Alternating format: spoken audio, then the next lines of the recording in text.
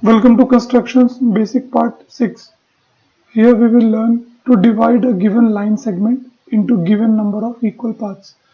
हमें एक line segment given होगा और उस लाइन सेगमेंट को given number of equal parts में डिवाइड करना है। तो यहाँ पे एग्जांपल देखिए, एक लाइन सेगमेंट ए बी हमें गिवन है। लाइन सेगमेंट का मतलब होता है एक बड़ी लाइन का एक टुकड़ा, छोटा सा पार्ट, ठीक है।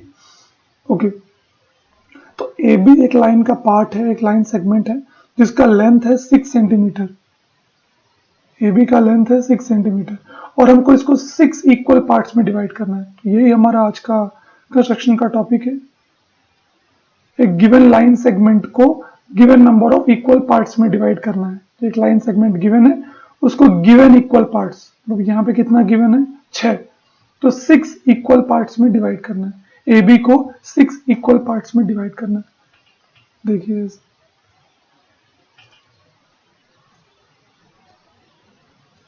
6 इक्वल पार्ट्स, देखिए first part, second, third, fourth, fifth, sixth.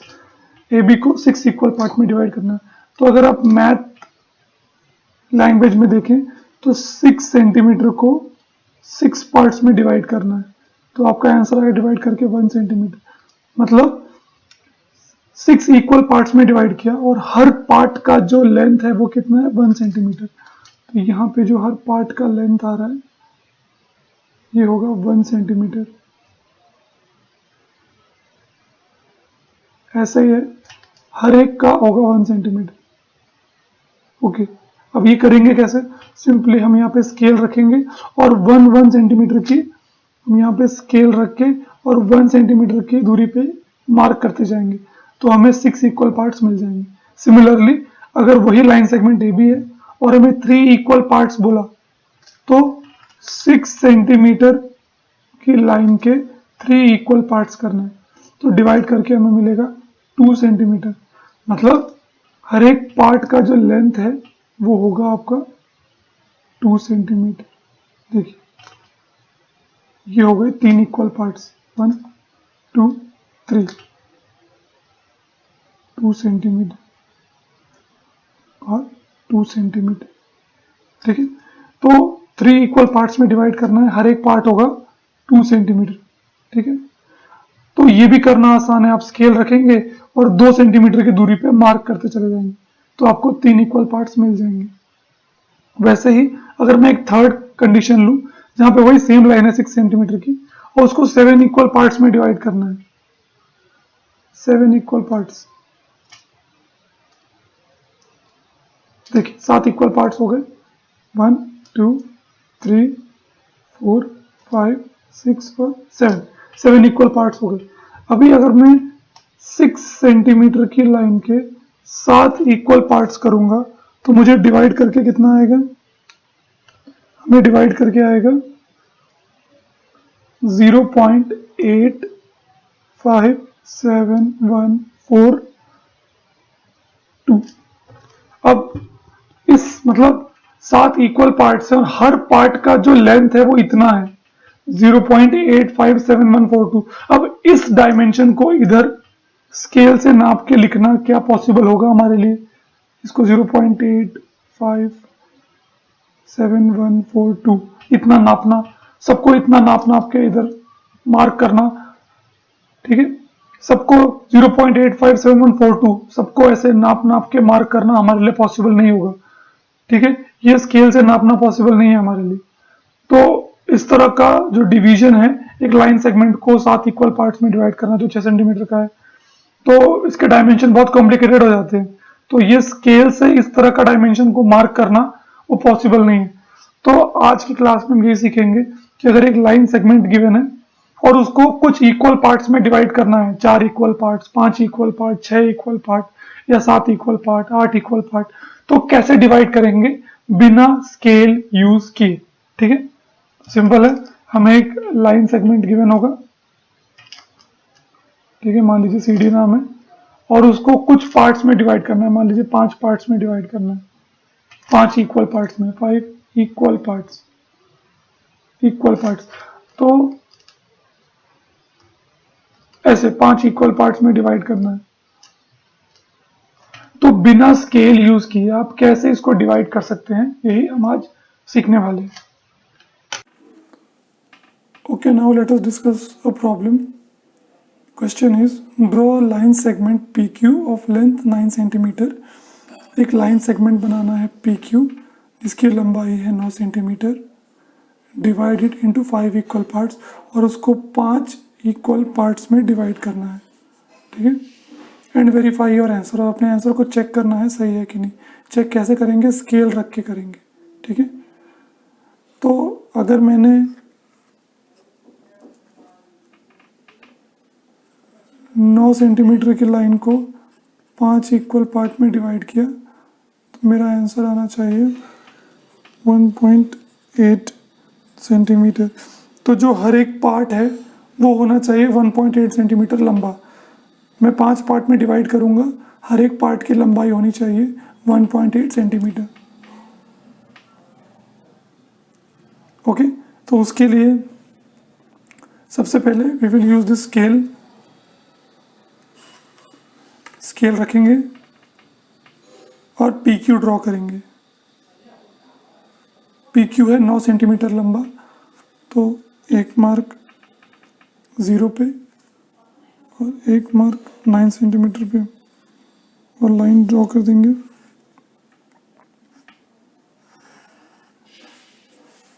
This is P, this is Q। Okay, अब आपको क्या करना है? अब आपको अपना जो स्केल है वो P पे रखना है, P पॉइंट पे, और एक लाइन ड्रॉ करनी है एक एंगल पे। अब ये एंगल कितना भी हो सकता है, इतना भी हो सकता है, इतना भी हो सकता है, इतना भी हो सकता है। P को टच करना चाहिए और एक लाइन ड्रॉ करनी है।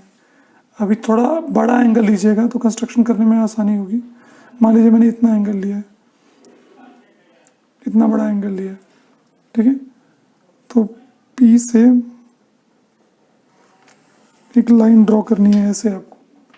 ठीक है, P से एक लाइन ड्रॉ करनी है ऐसे। ये एंगल आपकी मर्जी का है। ठीक है, P से नीचे की तरफ एक लाइन ड्रॉ करेंगे और ये एंगल आपकी मर्जी का है, कितना भी ले सकते हैं।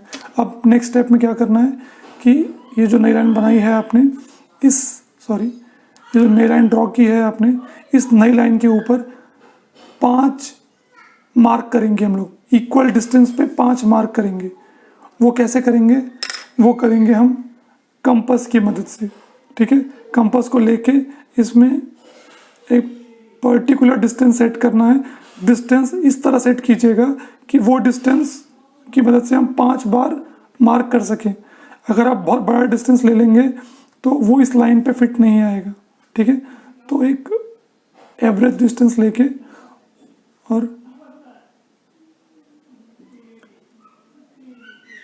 उसको P पे रखना है। P पे रख के इस लाइन पे पहली आर्क कट करनी है। ठीक है, फिर उस फर्स्ट आर्क के ऊपर, अब देखो ये डिस्टेंस आपने एक बार फिक्स किया, अब इसको चेंज नहीं करना है। ठीक है, इसी सेम डिस्टेंस को यूज करना है। अब क्या करना है कि अब इसको फर्स्ट वाले आर्क के ऊपर रखना है और दूसरा आर्क कट करना है। तो हमने अभी तक 2 आर्क कट किए। फिर अब इसको उठा के दूसरे आर्क के ऊपर रखना है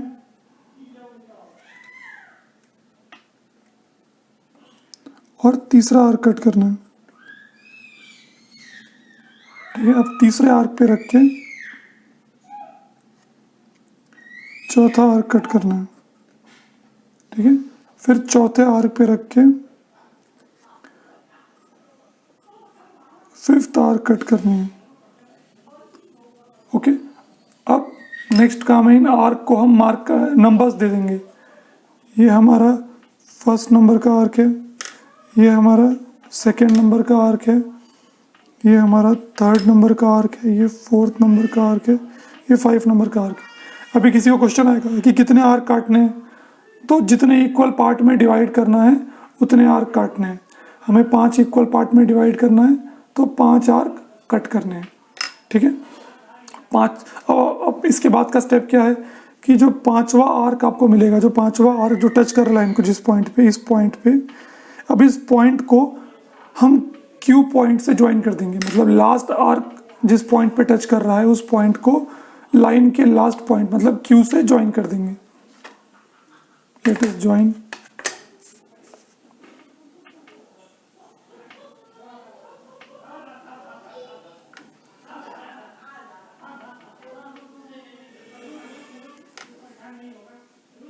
ओके, ये होने के बाद अब कंपास को थोड़ा छोटा कर लेंगे, क्योंकि अब हमें करस्पॉन्डिंग एंगल्स बनानी है।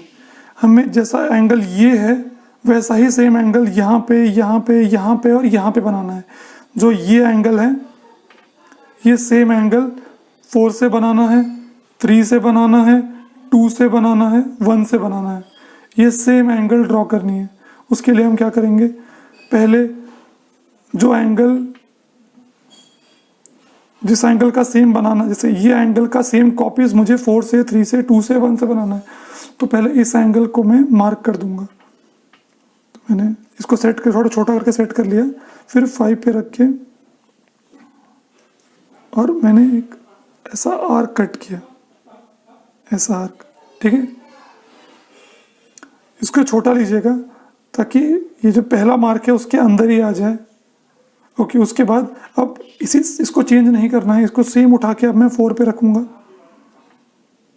4 पे रख के फिर से एक आर्क मारूंगा ऐसा सेम, फिर 3 पे रखूंगा और एक आर्क मारूंगा ऐसा, फिर 2 पे रखूंगा, फिर एक आर्क मारूंगा सेम। बस आपको ध्यान रखना है कि जब मैंने 4 पे रख के मारा आर्क, तो ये जो आर्क है वो इस लाइन को कट करना चाहिए। ये जो लाइन है, ये वाली जो लाइन है, ये आर्क इस लाइन को कट करनी चाहिए, ठीक है। देखिए जब मैंने 3 पे रख के मारा ये वाली आर्क, तो ये आर्क भी इस लाइन को कट कर रही है। फिर जब मैंने 2 पे रख के मारा ये आर्क, तो ये आर्क भी इस लाइन को कट कर रही है। वैसे ही अब मैं 1 पे रख के मारूंगा आर्क, तो ये आर्क भी इस लाइन को कट करनी चाहिए। देखो कट कर रही है। अब क्या करना है, जो हमारा पहला आर्क था, ये पूरा बड़ा वाला आर्क, हम इस पॉइंट से इस पॉइंट्स का डिस्टेंस मेजर करेंगे, इस पॉइंट से इस पॉइंट का डिस्टेंस। तो कंपास रख के ये डिस्टेंस मेजर कर लेंगे हम।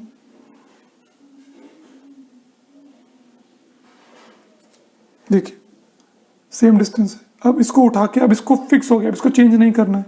इसको उठा के अब ये जो नया आर्क, ये जो आर्क काटा है यहाँ पे इस लाइन पे, ये जो आर्क दिख रहा है आपको, ये वाली आर्क, ये इस पॉइंट पे टच कर रही है। जो मैंने 4 से मारा था ये आर्क यहाँ पे टच हो रहा है, ठीक है। तो इस पे रख के इस आर्क को फिर से कट करना है। देखो मैंने क्या किया, मैंने ये डिस्टेंस और ये डिस्टेंस सेम कर दिया। तो अब जब मैं यहाँ से लाइन बनाऊंगा तो ये एंगल और ये एंगल सेम हो जाएंगे, ठीक है।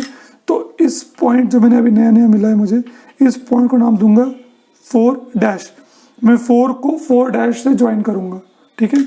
अब इसको उठा के मैं ये जो दूसरा वाला आर्क है इसके एंड पॉइंट पे रखूंगा और एक मार्क कट करूंगा इसे। अब ये जो नया पॉइंट मिला है इसको मैंने ये आर्क 3, ये जो आर्क है, ये मैंने 3 से बनाया था। तो इस पॉइंट को मैं नाम दूंगा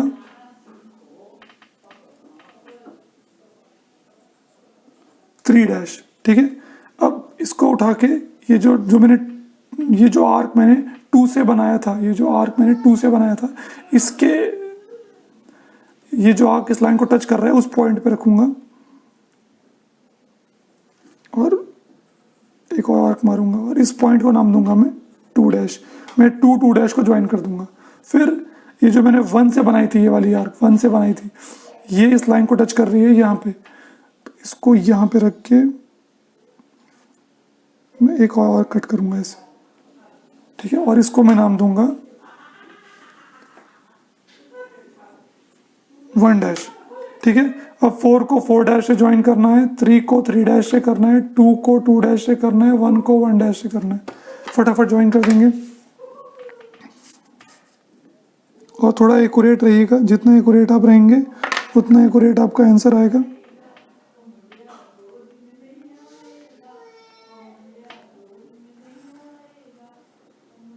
एक हो गया,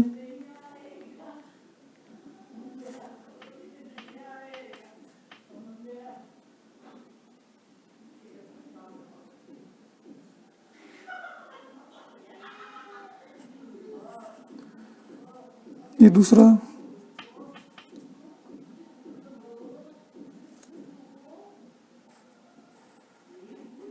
ये तीसरा और ये आखिरी।